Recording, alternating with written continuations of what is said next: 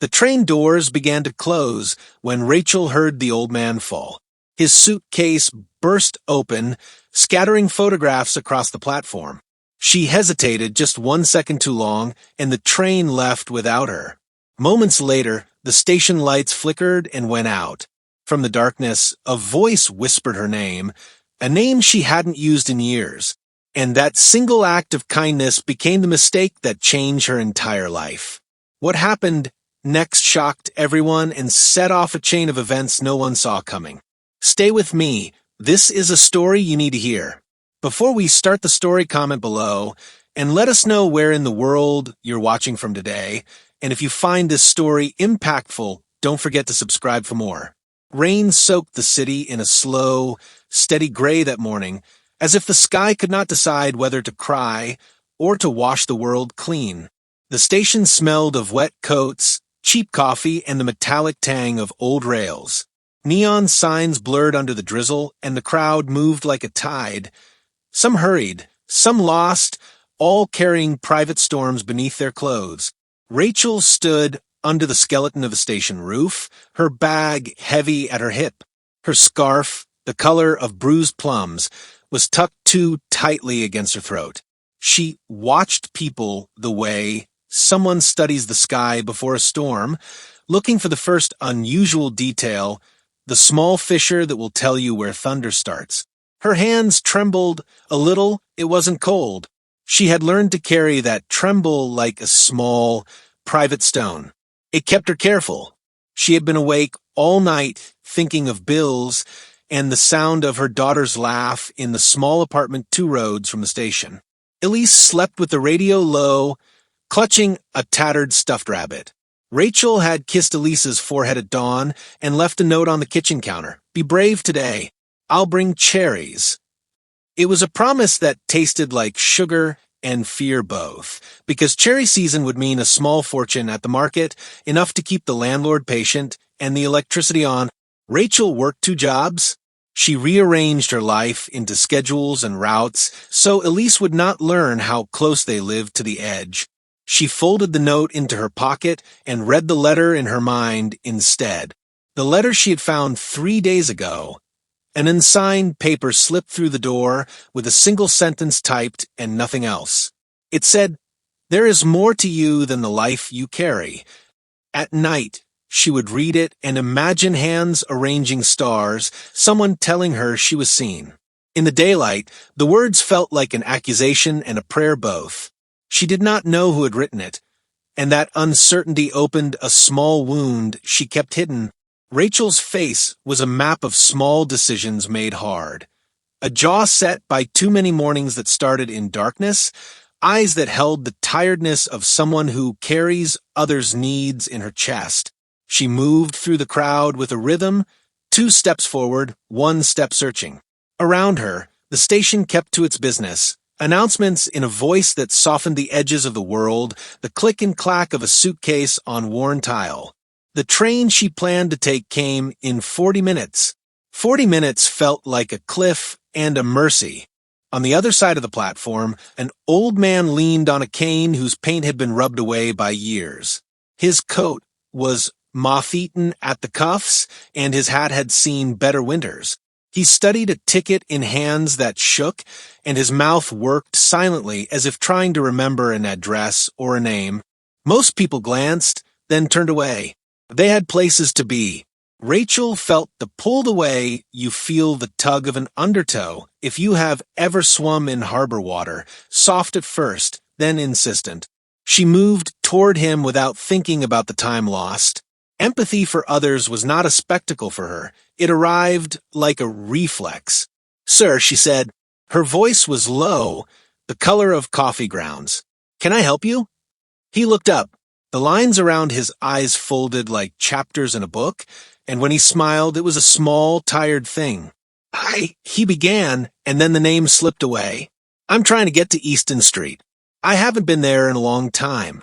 Her first thought was practical. How far it would be, which stopped her from telling him whether he could manage the next set of stairs. Her second thought was private, how tired she was, how much she wanted to be already on that train, to be counting down the minutes until she saw Elise's sleepy face. She balanced these two thoughts like coins in her palm and chose to give one away. "You'll need the 12 line, then change it, Hallie," she said. Her fingers brushed his arm while she checked the schedule. He nodded as if she had given him a compass. He told her in fits and starts that his daughter lived on Easton, that he used to take that line when the city had fewer towers and more trees. He spoke of a small bakery that used to make lemon tarts and of a barber shop where men argued gently about the weather. His voice thinned when he mentioned the name of his daughter, Maria. Rachel found that name lodged somewhere under the usual hum of practicalities. It felt familiar in a way she couldn't place. She pressed the strap of her bag harder into her shoulder and checked her watch. 28 minutes until the train. She could help him get to the right platform, make sure he changed lines, watch him step on, and still be on time. Or she could walk away and keep her schedule, keeping the small promise of cherries. She told him she would help. He stood straighter with gratitude like a shawl. He began to tell a story about a silver coin he had kept since he was a boy, a coin given by a sailor. Rachel listened to the pauses, the soft cadences of memory. She offered a seat when another passenger left. The man accepted, hands folded over the cane. For a moment, the station blurred into a painting. Faces softened, announcements like distant waves. In that softened place, the train schedules and the debts and the letters and the ache of promise were less sharp. She felt briefly unburdened, as if kindness could be a solvent. The old man's coat smelled faintly of boiled cabbage and rain. He showed her a small photograph tucked inside his wallet, a woman with bright eyes and a scarf like a ribbon. "That's Maria," he said. "We married the year the cherry trees were planted in the park." He laughed then, a short, surprised sound, and Rachel felt the world tilt. She asked him questions like a bridge builder. Where did Maria work? Did she have children? The man's memory was a room in which sometimes the lights went out. He opened and closed doors slowly. He spoke of a house with a crooked fence and a cat who refused to be a pet. With every detail, his fingers tightened on the cane as if holding on to time itself. Rachel thought of Elise and of how she sometimes pressed her ear against the radiator at night just to hear the building breathe. She thought of the letter and its simple claim that there was more to her. Helping the man felt like following a small, honest instruction. She told him how to ride the 12, which carriage to pick if he wanted a seat, and pointed out the escalator that would make the last transfer easier. She walked with him to the edge of the platform where the 12 would come, watching the clock as if it were a judge. 20 minutes. The train would arrive in less than 10. Rachel had time to get back to her platform if she hurried. The old man straightened and started to move, but his foot caught on the edge of the platform. Before she could reach him, he stumbled. The cane skittered, a small, dangerous sound on the tile. People moved, some out of reflex, some not at all. Rachel lunged, the movement sudden as a wave. She grabbed his arm and steadied him. His breath left him in a small sound, and his eyes met hers. "Thank you," he said. The platform felt narrower after that. The crowd had become an audience for a private moment. The old man clutched at his hat and laughed with a humility that made his voice smaller than the station noise. He insisted he was fine, though the color had left his face. She stayed until the 12 came, watched the man find a seat, then pointed him to the carriage she had said. The train doors sighed shut on him, and he pressed a hand to the glass as if staying on the platform might pull him back. For a second, they were two islands separated by a river of polished metal and strangers. He raised his fingers in a small salute, and Rachel found herself saluting back in the way one keeps a small promise to the world. She had made up her mind to run for her own train, to sprint if she must. She checked the board. 10 minutes. She began to move. Then he called her name. Rachel. It was the name that stopped her like a hand on the shoulder. She turned. The man stood now, urgent in a way that cut across polite distance. He lifted a small, folded paper from his coat pocket. His hands trembled as he extended it to her. "I think you should have this," he said. "It is for when you forget you are more." She refused it. She tried to laugh it off, but he would not be denied. He pressed the paper into her fingers. The paper was thin, a scrap torn from a larger sheet. On it, in handwriting that tilted like someone trying to catch a running thought, were 2 words, "Be seen." She clutched the scrap and felt a strange heat in her palm. The sky leaned in. The announcement for her train echoed like a bell. The platform split the day into decisions. She held the paper against her heartbeat, and for a moment the city made sense as a single breath. Then she turned and ran, but not for the train. She ran for something else, some thread that had been tugging at her since the letter came. She missed the train. The station emptied slowly after the missed train. Rachel stood still, her breath clouding the air, the paper still warm in her hand. Around her, the crowd dissolved into fragments. Voices, footsteps, the rustle of coats, all fading into a kind of hush that doesn't belong in a city like this. The next train announcement echoed through the high ceiling, indifferent to her moment. She looked down at the 2 words written in trembling ink, "Be seen." It should have meant nothing. A kind gesture from a confused old man, maybe even a coincidence. But her stomach tightened in a way that memory sometimes does before it shows its face. The handwriting. She knew it. She couldn't say from where, but something inside her, the instinct that warns mothers before storms, that wakes them at the sound of their child's breath, recognized it. Her fingers brushed the edge of the scrap again. It wasn't printed like the first letter. This one was written, and yet the weight it carried was the same, those quiet, commanding words that made her chest ache with some strange mixture of hope and dread. She should have gone home, should have found another train, returned to Elise, let the day fold back into its usual tired rhythm. But something about the man's sudden knowledge of her name had changed the temperature of her world. He had said it with certainty, with recognition. Not as someone reading a name tag or overhearing it in passing, but as someone who had always known it. She scanned the platform for him again, but he was gone. The train he had boarded had already pulled away into the tunnel, carrying him into the city's shadows. The station lights flickered once. It was almost cinematic, the kind of moment that tells you something has already begun, even if you can't see it yet. She tucked the note into her pocket and left the station, walking into the drizzle that had thickened into rain. The streets glistened like sheets of black glass.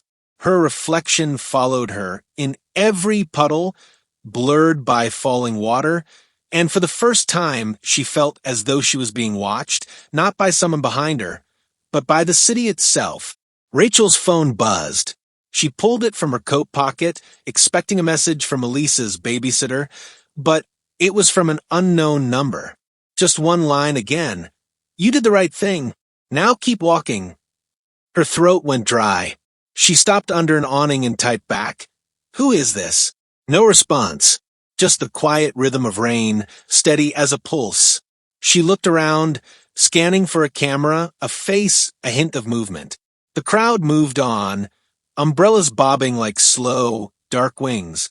She felt foolish for standing there, but also afraid to move.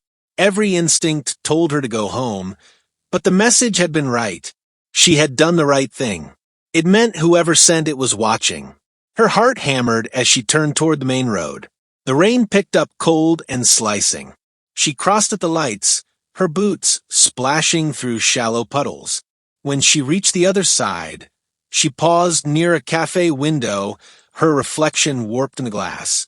She looked smaller, faded, almost translucent, as if the world were slowly erasing her edges. Inside the cafe, laughter rang out.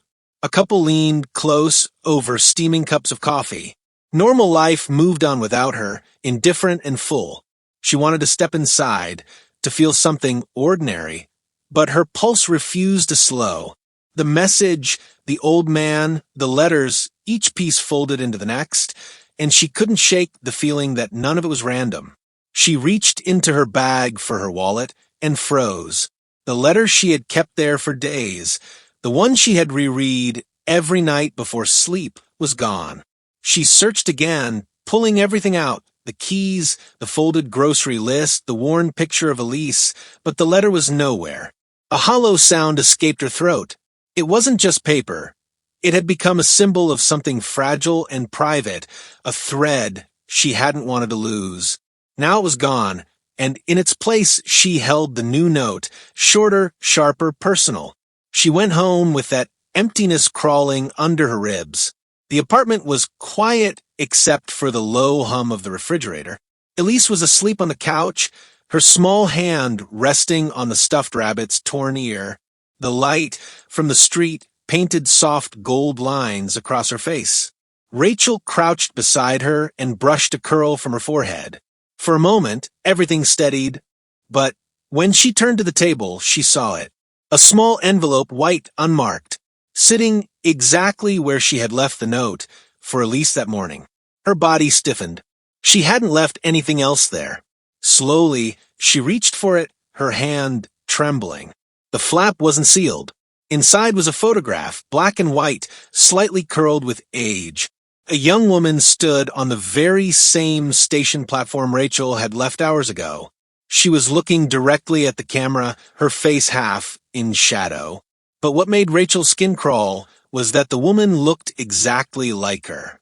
Not similar, identical. Her breath hitched. She turned the photo over. Written on the back, in that same familiar tilt of handwriting, "The past always finds what it left behind." She sank into the chair, staring at the photo. The edges trembled in her fingers. There were too many impossibilities here. The old man knowing her name, the messages, the missing letter, and now this photograph of a woman who could be her twin. She tried to reason through it. Maybe a prank. Maybe some twisted coincidence. But deep down she knew better. The man at the station hadn't been confused. He had been waiting. She looked again at the picture. The woman's coat was different, older, from another decade, maybe, but the face was hers. The same wary eyes, the same determined mouth. Behind the woman in the background of the photo was a faint blur of another figure, a man holding a cane. Her heart slammed against her ribs. The same cane. Rachel's mind spun. How could that be? That man had spoken to her only today, but the photograph looked at least 20, maybe 30 years old. She traced the faint outline of the man behind her double. His face was turned away, but something about the way he held the cane, the tilt, the posture, felt unmistakable. She dropped the photo, her breath uneven. The rabbit slipped from Elise's fingers and hit the floor softly, startling Rachel back to herself. She picked it up, pressing it to her chest. She didn't sleep that night. Every sound outside made her flinch. The drip of rain from the gutter, the distant echo of footsteps on wet pavement. She left the lights on, staring at the photograph on the table as if it might change when she looked away. When dawn came, she opened the window and let the cold air fill the room. The city looked different now, too quiet, too watchful. In the faint reflection on the glass, she thought she saw the old man's face for a split second, standing behind her. But when she turned, the room was empty. Only the scrap of paper remained on the table beside the photo, its message simple and terrifying now that she understood its weight. Be seen. And for the first time in her life, Rachel felt certain that someone, or something, had been seeing her long before she ever noticed them. Morning came like a lie, bright, calm, and pretending nothing had changed. The light spilled through the kitchen window, softening the cracked tiles and the faint smell of burnt toast. But Rachel sat at the table, unmoving, staring at the photograph as though it might speak if she looked long enough. The woman in the picture, the one who looked exactly like her, seemed to watch her back, eyes too alive for an old image. Rachel had barely slept, and every time she closed her eyes, she saw that shadowy figure behind her double, the cane glinting faintly in the blurred light. Elise shuffled in, rubbing sleep from her eyes, hair wild from dreams. "Mom," she whispered. Rachel forced a smile that barely reached her lips. "Morning, baby. Are you hungry?" Elise nodded, still half asleep. Rachel rose, the wooden chair scraping softly against the floor. She made breakfast by habit, bread, butter, sugar sprinkled on top, but her mind wasn't in the kitchen. It was looping back to the note, the message, the photograph. As she set the plate down, Elise's eyes wandered to the picture on the table. "Who's that?" she asked. Rachel hesitated. "Someone who looks like me." "She looks exactly like you," Elise said, blinking. "Is she your sister?" Rachel's throat tightened. "No," she said after a pause. "I don't think so." Elise frowned. "She's wearing your necklace." Rachel froze. Her fingers went to the small silver pendant at her neck, a gift from her mother before she passed. She looked closer at the photo. Elise was right. The same necklace, same tiny engraved star at the center. The air in the room felt heavy, almost electric. "Eat your breakfast, sweetheart," Rachel murmured. Elise obeyed, though her gaze lingered on her mother. Children sense unease before they understand it, and Elise's silence spoke of that awareness. Rachel packed her bag afterward, moving with the kind of precision that comes from fear disguised as order. She left Elise with Mrs. Hill from next door, an older widow who took care of Elise whenever Rachel worked late, and stepped out into a city that suddenly felt full of hidden eyes. Her shift at the hotel started at 10. The lobby gleamed with the cold perfection of polished marble and artificial smiles. She tied her hair back, slipped on her name tag, and forced herself into the rhythm of work, greeting guests, folding linens, pretending her hands didn't tremble when she wasn't looking. At noon, she saw him. Standing near the revolving doors was a man in a black coat, tall, motionless, watching her. His hair was silver at the temples, his expression unreadable. The instant her eyes met his, he looked away and began to leave, but she saw it. The cane. The same one. "Sir," she called. Before she realized she had spoken, her voice echoed across the marble. A few heads turned. The man stopped for the briefest second, then disappeared into the moving crowd outside. Her manager frowned from the reception desk. "Rachel, something is wrong?" She shook her head quickly. "No, just someone I thought I knew." He nodded and went back to his paperwork. But Rachel's pulse was no longer steady. She slipped into the staff corridor, leaned against the wall, and tried to breathe. Her reflection in the metal service door looked pale, frightened, and older than it should have. When she returned to her cleaning cart, there was an envelope lying on it. No stamp, no handwriting, just her name, Rachel Adams, typed neatly in the center. Her hands trembled as she opened it. Inside was a single photo, printed in color this time. It was her again, but not from the old station image. This one was recent, too recent. She was standing outside Elise's school, head turned slightly toward the camera. Unaware she was being photographed. On the back, the message read, "You were supposed to forget, but forgetting doesn't mean you're safe." She pressed the photo against her chest, her heart pounding beneath it. Someone was watching her. Someone who knew her name, her child, her schedule. That night, after Elise fell asleep, Rachel called her old friend Marcus, a police officer she hadn't spoken to in years.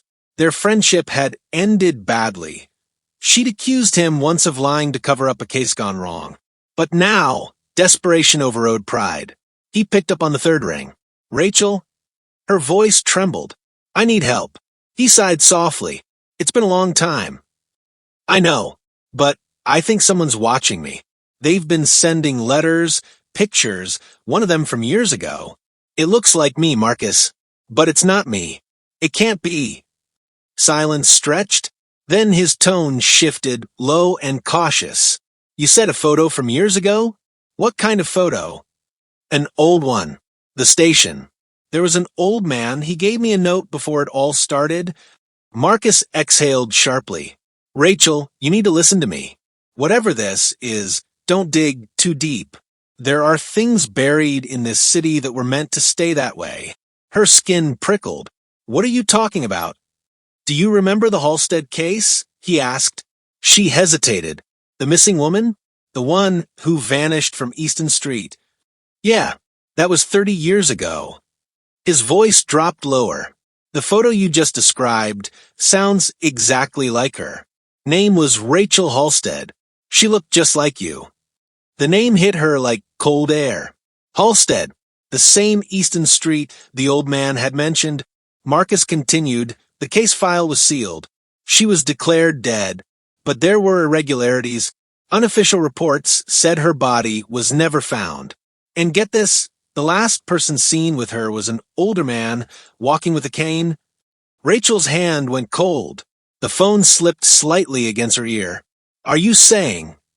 I'm saying, Marcus interrupted. If someone's reaching out to you, they know that story. And if the resemblance is real, then they want you to think it's more than coincidence. You need to be careful. Don't trust anyone who brings up that name. She swallowed. Even you? He didn't answer right away. When he spoke again, his voice was softer. Especially me, if I start acting strange. Then he hung up. The silence after the call felt enormous. Rachel stood there, gripping the phone until her knuckles went white. She went to her window and looked down at the street. The rain had stopped, and the pavement shone under the lamplight. Across the road, near the shadows of the alley, a figure stood still, watching her building. When she blinked, the figure was gone. Inside, Elise stirred in her sleep, murmuring something Rachel couldn't make out. She crossed the room, knelt beside her daughter, and brushed her hair back. I won't let anyone hurt you, she whispered, her voice shaking with a conviction she didn't quite believe. But deep inside, a fear began to take root, not just that someone was watching her, but that whoever it was knew her far better than she knew herself. As she turned off the light, her reflection in the window lingered for a heartbeat too long after she moved away, still facing outward, still watching the dark. The next morning came without dawn. The sky was the color of lead, the air pressing heavy as if the world had forgotten to breathe.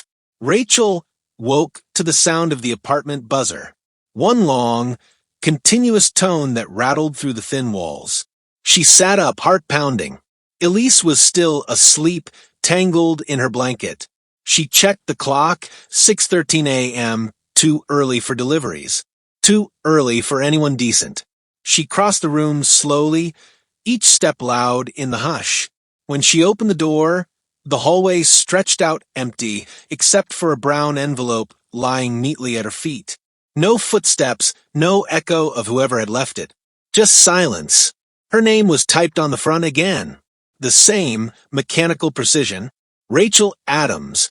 Her fingers trembled as she carried it inside. She locked the door twice, drew the curtain closed, and sat at the kitchen table. The envelope was thick this time, heavier. Inside, a stack of documents, newspaper clippings, and another photograph slid out onto the table. She turned the photo first.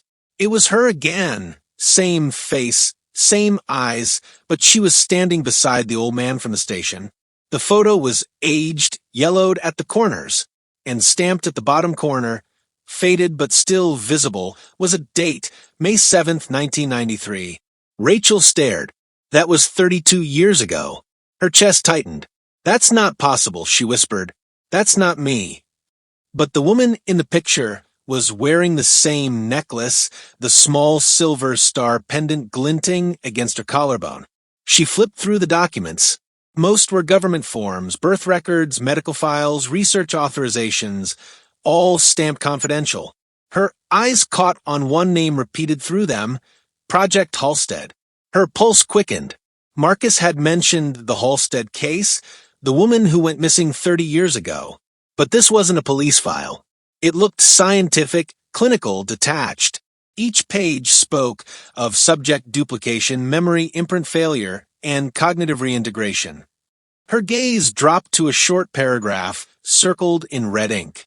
Subject 07, R. Halstead demonstrated complete psychological coherence following procedure C12. Memory fragment retention predicted. Reintegration under alias are atoms scheduled following cognitive reset. The words hit her like physical force. Alias, cognitive reset, reintegration. Rachel shoved the papers aside, her breath coming fast. Her hands were shaking so violently she could barely hold the next page. It was a chart, rows of test subjects, columns marked date of termination. Some names were crossed out. One was not. Subject 07, Rachel Halstead, status, active. A sharp knock on the door made her flinch. She gathered the papers in a panic, stuffing them back into the envelope. "Who is it?" she called, voice cracking. "It's Marcus." Her breath stalled. She hadn't told him where she lived. She opened the door halfway. He stood there, rain-damp, eyes shadowed, wearing a look she couldn't read. "You shouldn't have called me last night," he said quietly. "What?" "You've drawn attention to yourself. They're watching again." "Who's they?" she demanded. "Marcus, what's going on?" He pushed past her into the apartment, closing the door behind him. "Where's the envelope?" Her grip tightened on it instinctively. "Why?" "Because," he said, looking at her now with that same guarded edge she remembered from their last argument years ago, "if you've seen what I think you've seen, you're not supposed to exist." She stepped back, shaking her head. "You're not making sense."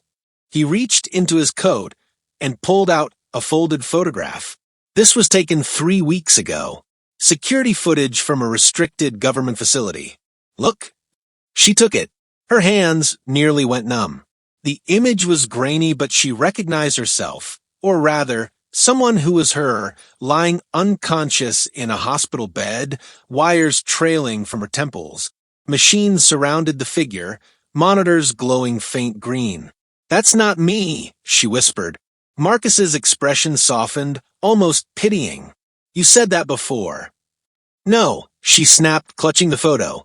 "You're lying. This is some kind of setup. Who are you really working for?" He hesitated, then said, "Rachel, I'm trying to help you." "Help me," she repeated. "You kept this from me. You knew about this." He didn't deny it. That was all the confirmation she needed. The betrayal landed slow and deep, like a knife sliding into water. She backed away, pulse thundering. "You knew. You knew something was wrong with me, didn't you?" "I couldn't tell you," Marcus said, his voice cracking under the weight of it. "They'd have killed you again." The word again froze her where she stood. She stared at him. "What did you just say?" He ran a hand through his hair, the tremor in his fingers betraying him. "You were part of a government program, something called Project Halstead. They were experimenting with consciousness transfer, trying to recreate cognitive imprints from deceased individuals. You were the 7th subject, the only one who survived long enough to live a lie," she cut in. He swallowed hard. "To forget who you were." Rachel's mind spun, fragments of memory fluttering like broken glass, flashes of a sterile room, voices echoing from somewhere above her. The sound of machines humming like distant thunder. A man saying, "She's stabilizing. Keep the vitals steady." Her knees nearly gave way. She gripped the counter for balance. "I don't remember any of this." "That's the point," Marcus said quietly. "They wiped your memory, gave you a new identity, new records. You were supposed to start over. They thought the original consciousness would dissolve over time. But something went wrong. You started remembering." "The letter," she whispered. "The notes. The old man?" He nodded grimly. He was part of it too. Dr. Owen Halstead, the man who created the program, and your father. Her breath caught. The world tilted. "No," she whispered. "He's dead." "He was supposed to be," Marcus said, "but he's been in hiding ever since the project collapsed. The moment you helped him at the station, he knew the memory block was failing. He's been trying to reach you before they do." Rachel's thoughts tangled, her father alive. The photograph is from 1993, the reflection that lingered too long in the window. All of it suddenly made sense, and none of it did. "Why didn't you tell me?" she asked, her voice shaking. Marcus's expression broke then. "Because I was part of it too." The words struck harder than any truth she'd faced yet. He looked away, ashamed. "I was a security detail, assigned to monitor you after reintegration, to make sure you stayed stable." She stared at him, the air between them colder than the rain outside. "You watched me live my life, watched me raise my daughter, and said nothing." "I didn't have a choice," he said, voice hollow. "If I told you, they'd have wiped you again or worse. But something changed. When the old man resurfaced, I knew they'd come for you. I wanted to get to you first." "You used me," she whispered. "I tried to protect you." Her laugh was sharp and hollow. "You protected your orders." He reached for her hand, but she pulled back. "Rachel, please listen to me. The people behind this, they won't stop. They'll come for Elise next if they know she's your daughter. You need to leave tonight." "Why would I trust you now?" she asked quietly. His silence was answer enough. Then, outside, a car engine idled for too long. A faint red light blinked through the curtain gap. Marcus moved to the window, his voice low. "They found us." Rachel froze, her mind still spinning from the truth, from betrayal layered upon revelation. In that instant, everything she had believed about her life, her memories, her choices, even her love for Elise, felt suspended between reality and invention. But one truth pulsed stronger than all others. Someone had rewritten her life. And now, they wanted to erase her again. The rain came down harder that night, washing the streets clean of color. Neon lights rippled across the wet pavement, fractured in the puddles like reflections of a broken world. Inside the apartment, Rachel stood motionless by the door, her pulse echoing in her ears. The envelope still lay on the kitchen table, the same one that had destroyed everything she thought she knew about herself. Marcus was pacing near the window, peering through the blinds. "They're not moving yet," he said, "but they will." Rachel's voice came out hollow. "You said they'll come for Elise. How do they even know about her?" He turned, his jaw tight. "You told the world yourself, remember? You didn't know it, but everything you did, every form you filled, every photo you uploaded fed their database. They've been watching you since the day you woke up in that new life." Her stomach turned. "Then there's nowhere to hide." "There's always somewhere," he said, but his voice lacked conviction. Rachel walked to the table, her eyes on the photograph again. Her own face from 32 years ago. The more she looked at it, the less she recognized the woman in the picture. Was she me, or was I made from her? The question was a quiet scream in her head, one she couldn't silence. She finally asked, "What about Elise? Is she real?" Marcus froze mid-step. The silence stretched like wire between them. "Answer me," she whispered. "She's yours," he said after a moment, but something in his tone twisted her gut. "That's not an answer." "She's not part of the project," he added quickly. "She's innocent. She's human." Rachel's heart cracked at the way he said it, as if implying she wasn't. "I need to see her," she said, grabbing her coat. Marcus blocked her path. "You can't. Not now. They'll trace you." "Let them," she snapped. "She's my daughter." Marcus's hand closed around her arm, firm but trembling. "And if they find her, they'll use her to bring you in. Is that what you want?" The question hit like a slap. Rachel pulled free, pacing now, her hand shaking. "You're asking me to leave her alone. She's 15, Marcus. She's scared, and she has no idea what's happening." "I'll get her," he said. "I have people who can move her safely. I don't trust your people." "Then trust me." She stopped. "I did. Once." That broke something in him. His eyes flickered with guilt, a memory of another time, another betrayal, one that now lived between them like a wound that never healed. The thunder outside cracked through the moment, long and deep. Marcus looked back toward the window. "We don't have time for this. If we stay, we're dead." Rachel hesitated, only a second longer before shoving the documents into a backpack. Her movements were sharp, mechanical, like survival had replaced thought. When they stepped into the hallway, the building seemed to breathe around them, the flickering lights humming in time with her heartbeat. Each shadow looked deeper than it should have been. Marcus took point, his movements precise, professional. Rachel followed, her mind running faster than her feet. As they reached the stairwell, she heard it, the echo of footsteps below. Slow, deliberate, not rushing, not searching, just coming. Marcus froze mid-step and motioned for silence. He drew a small pistol from under his jacket, the kind of thing she'd never known he carried. Rachel's chest tightened. "You brought a gun into my home?" "I brought it for this," he whispered. "Stay close." They slipped down the service stairs, their steps muffled by damp concrete. The footsteps behind them quickened. When they reached the lower exit, Marcus pushed the door open a fraction, peeking out. "Clear," he whispered, but it wasn't.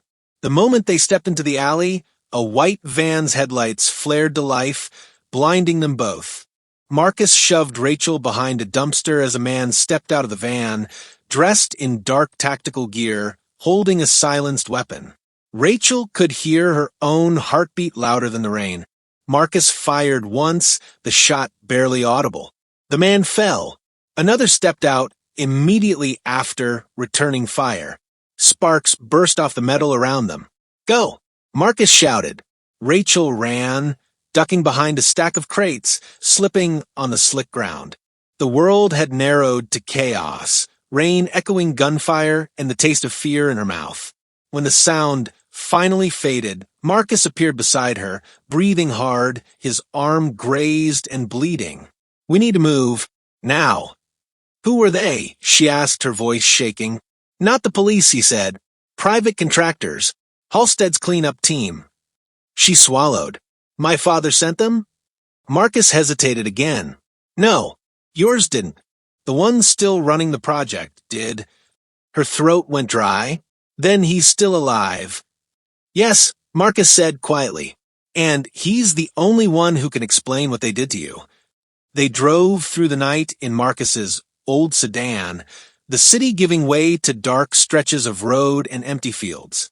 Rachel sat in the passenger seat, her hands tight around the envelope. Every time she closed her eyes, she saw Elisa's face, her smile at breakfast, her soft, tired eyes after late-night study sessions. The thought that someone might use her daughter as leverage sent fire through Rachel's veins. She turned to Marcus. "Tell me the truth. All of it. No more half answers." He kept his eyes on the road.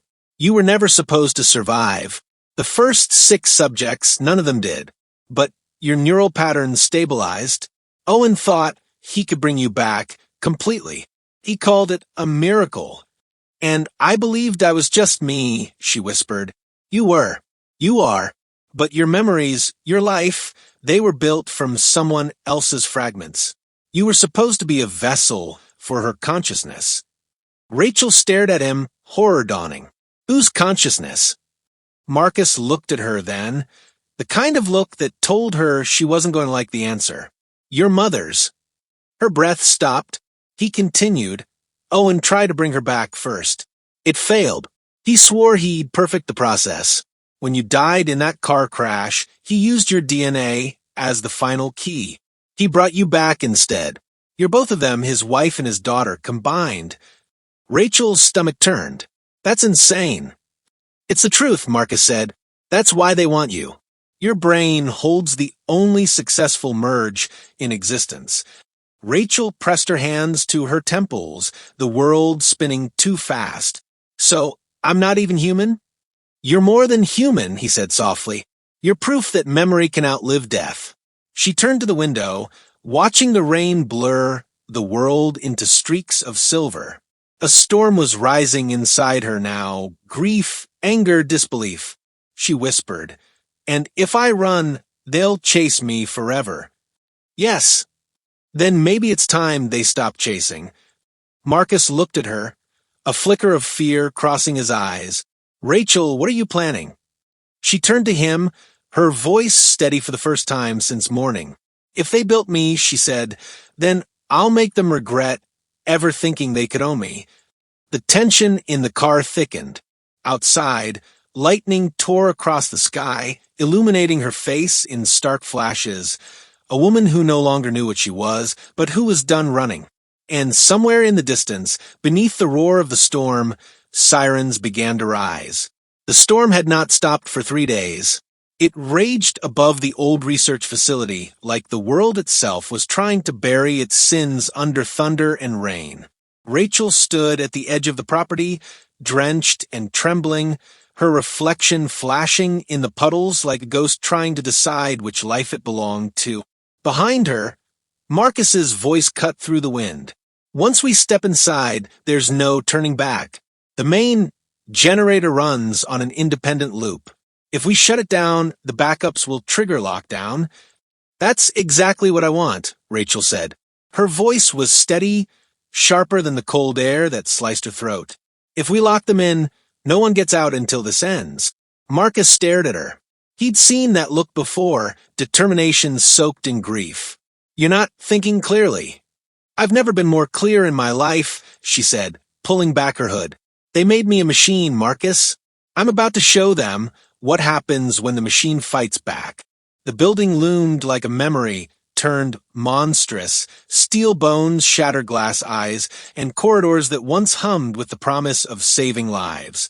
Rachel could feel the echo of her old self in its walls, faint but still alive. Inside, the lights flickered weakly. The place smelled of metal, ozone, and something faintly sweet, like the ghosts of old experiments.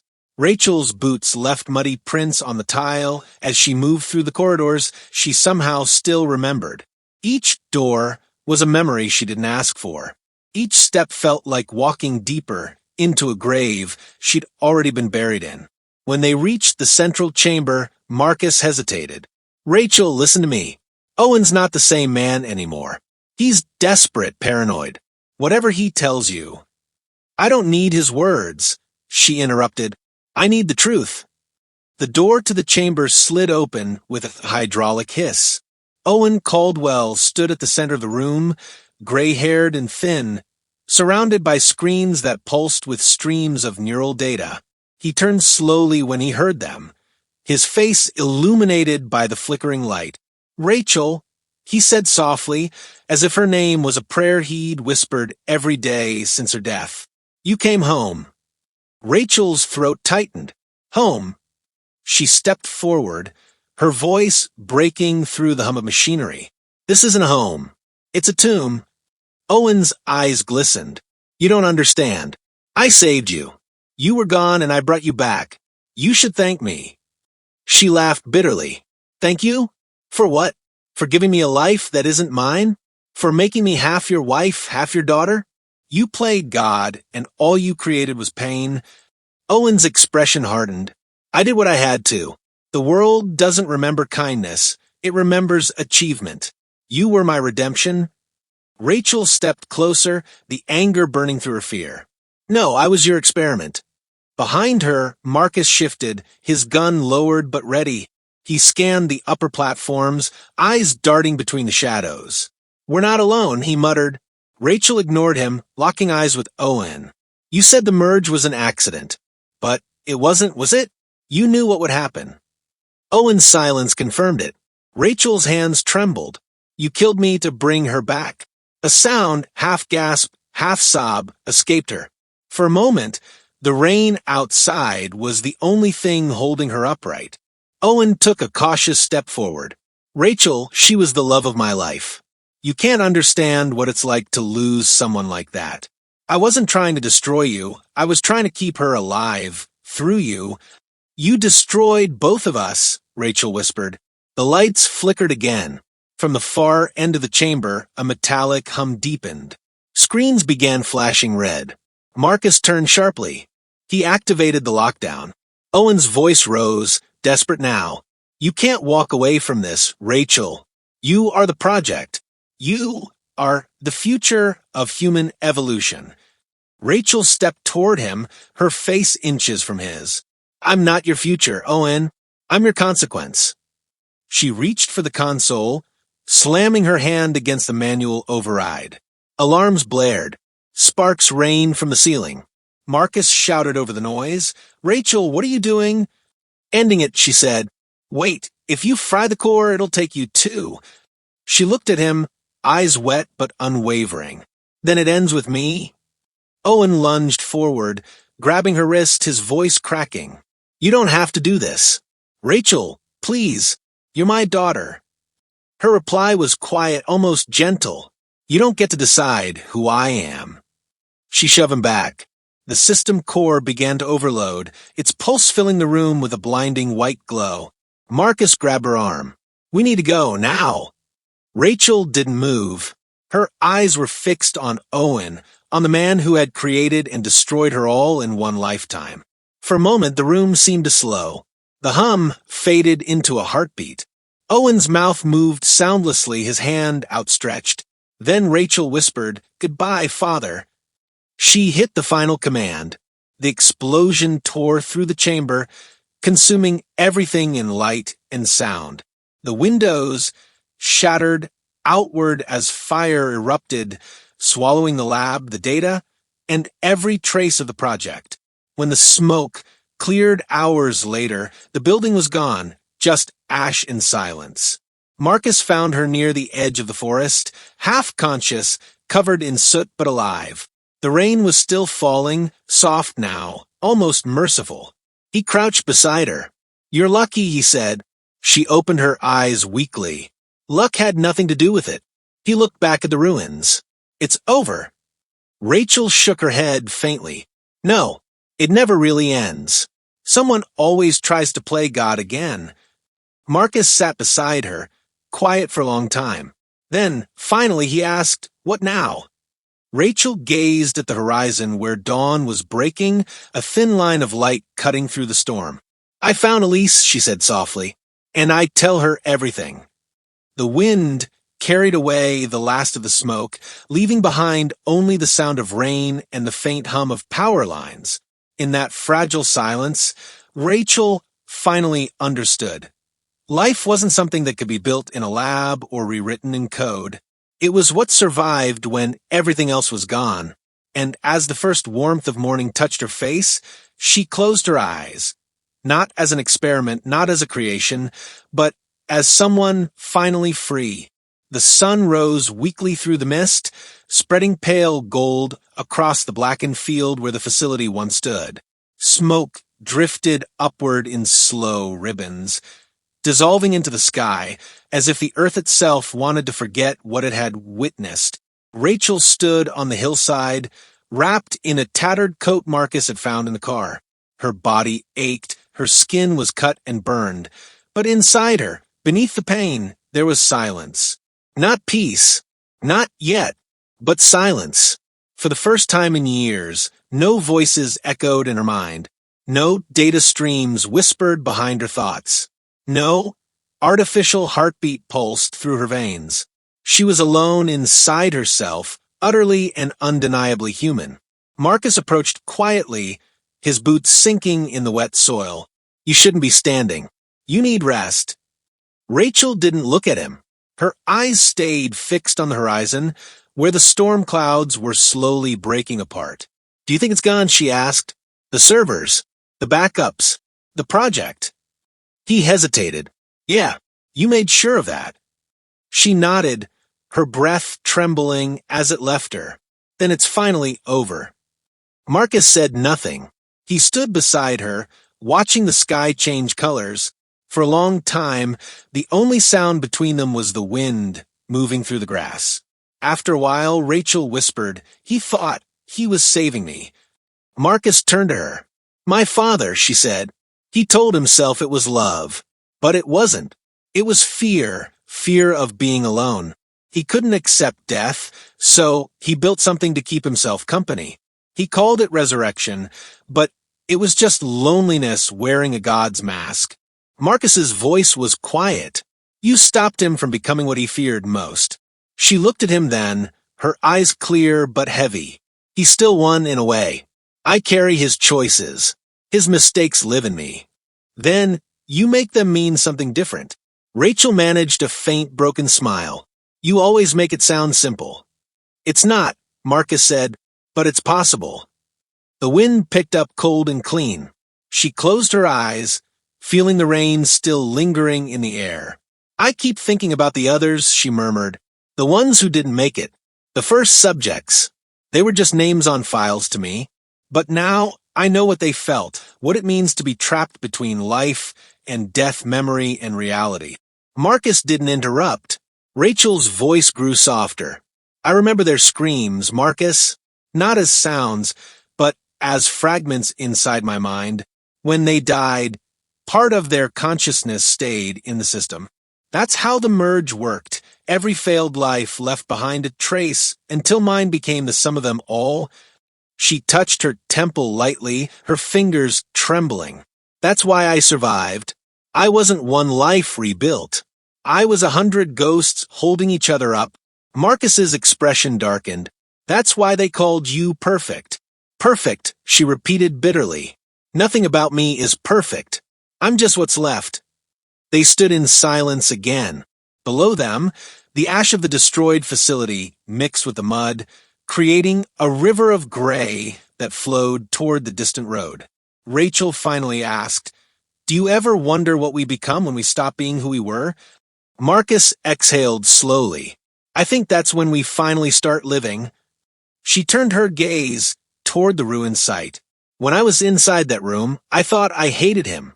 I thought I wanted him to feel what I felt, being used, being broken. Her voice cracked. But when he called me daughter, part of me still believed it. That's the worst part. I still wanted him to love me. Marcus looked away, his jaw tightening.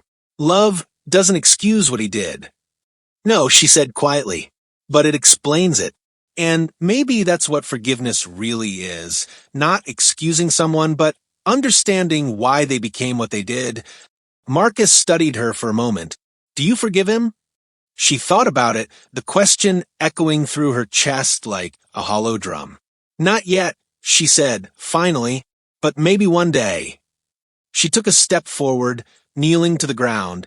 Her hands brushed against the wet soil, pressing into it as if she needed to feel the world's pulse again. This feels real, she murmured. The dirt, the wind, the ache in my body. For years, I thought my life was boring. But now, she paused, looking up at him, eyes shining with something close to peace. Now it's mine. Marcus helped her to her feet. We should go. It's not safe here. Rachel nodded. Elise. He nodded back. We'll find her. They began walking down the slope toward the waiting car. The road stretched far ahead, empty, endless, but alive with morning light. As they walked, Rachel spoke again, her voice faint but firm. When I see her, I won't tell her everything. Just enough. She doesn't need to carry the weight. I did. Marcus glanced at her. You'll tell her the truth, though. Rachel smiled softly. The truth that matters. That she's loved. That she's real. That she gets to choose who she becomes. The car came into view. The world around them smelled of wet earth and smoke, but somewhere beneath it was the clean scent of new beginnings. Rachel stopped for a moment before getting in. Her reflection stared back from the car window, bruised, exhausted, but alive. She didn't see the experiment anymore. She saw a woman who had survived her own creation. When she finally spoke, her voice was calm. He built me to conquer death, but all I ever wanted was to live. Marcus looked at her, a flicker of something like admiration crossing his face. Then start. Rachel turned her gaze toward the open road. The wind caught her hair, the sunlight warming her face. She took a slow breath, and for the first time, it didn't hurt. As they drove away, the remnants of the past faded in the rearview mirror, just ruins swallowed by the mist. In their place rose something quieter, something freer. The hum of an engine, the rhythm of two hearts still beating, and the faint hope of redemption carried on the morning air. Rachel leaned her head against the window, whispering to herself, maybe life isn't about being created perfectly. Maybe it's about choosing to keep going, even when you've been broken. The horizon widened before them, and as the last trace of the storm disappeared, Rachel closed her eyes. not as a survivor, not as a subject, but as someone reborn through the simple, fragile grace of being human. So, tell me, if you were in his shoes, mocked and underestimated, would you have revealed your success or walked away in silence? Drop your thoughts in the comments, and don't forget to subscribe for more stories that flip the script on arrogance.